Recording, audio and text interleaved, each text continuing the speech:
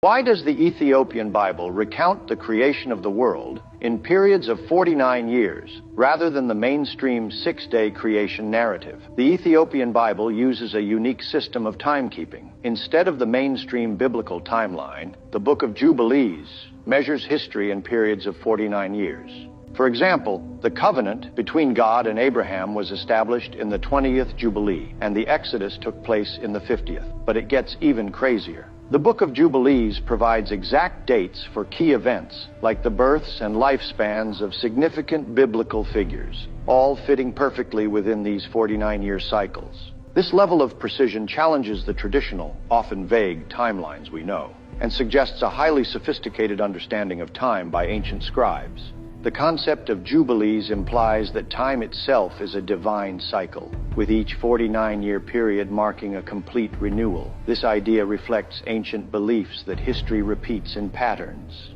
But there's more. The Book of Jubilees also hints that these 49-year cycles are influenced by the stars and planets, aligning with ancient astrology. This all suggests that everything in history happened and will happen in patterns of 49 years. It is like our realm might have been meticulously planned or manipulated by divine forces.